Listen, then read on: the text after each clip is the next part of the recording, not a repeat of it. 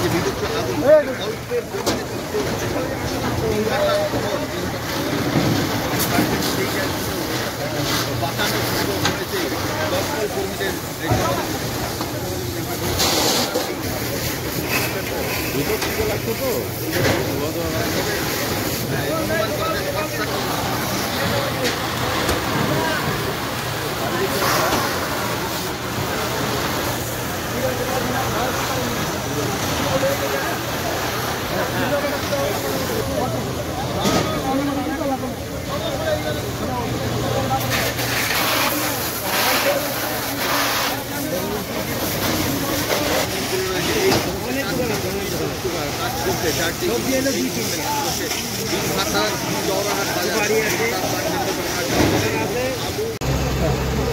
দেখলেন? মানে তো বারবার এখানে আগুন লাগে। আজকেও সকালবেলা ভোরবেলা খবর পেলাম যে এখানে আগুন লেগেছে। ব্যাপারটা হচ্ছে খানিকটা সচেতনতারও অভাব আছে। যেভাবে একটা দোকানের গায়ে একটা দোকান, কোনো জায়গা নেই, তারপরে খাদ্য পদার্থ বিশেষ করে পলিথিনকে ব্যবহার করা হয় এমনভাবে যে আগুন লাগলে সেই আগুন ছড়িয়ে যাওয়ার সম্ভাবনা থাকে এবং সেটা তো আসলে দেখাও গেল।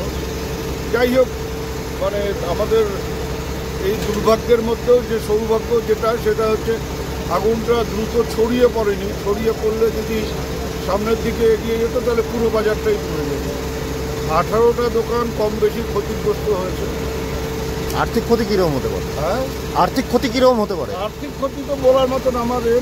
আমি যা দেখলাম তাতে 18টা দোকান পুড়েছে। এখন কতটা আর্থিক ক্ষতি হয়েছে সেটা আমি কী করে বলব। আমরা দেখি যতটা পারি এদের মানে দিকে সহায়তার হাত বাড়িয়ে দেব। আর বাকি সরকারিভাবে কিছু করা যায় কিনা সেটাও দেখতে হবে। অগ্নি নিয়ন্ত্রণ ব্যবস্থা নিয়ে আরএমসির সাথে কোনো কথা বলবেন যে স্থায়ী কোনো ব্যবস্থা যদি? না, আগুন নেভানোর ক্ষেত্রে মানে ফায়ার ব্রিগেডের কোনো গাফিলতি আছে বলে কেউ কোনো কমপ্লেন করেনি। বা তারা তৎপরতার সাথে কাজ করে আগুন যাতে ছড়িয়ে না পড়ে তার বন্দোবস্ত করেছে। ফায়ার ব্রিগেড নিয়ে কারো কোনো অভিযোগ আমি এখানে এতক্ষণ আছি কেউ করেনি।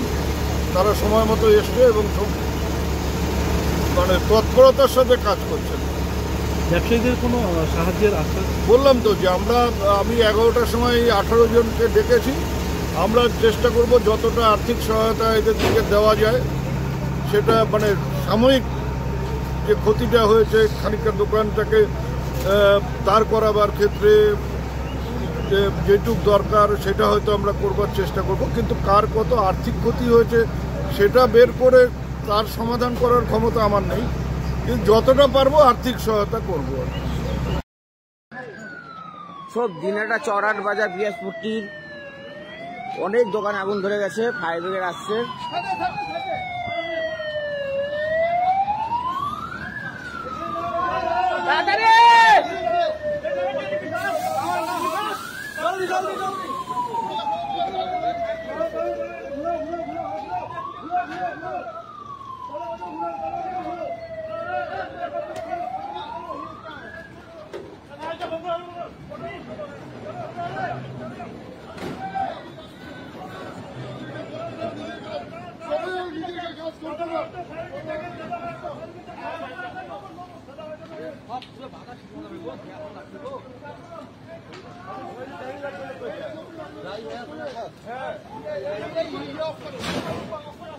अरे ये ऑफ करो इनका ये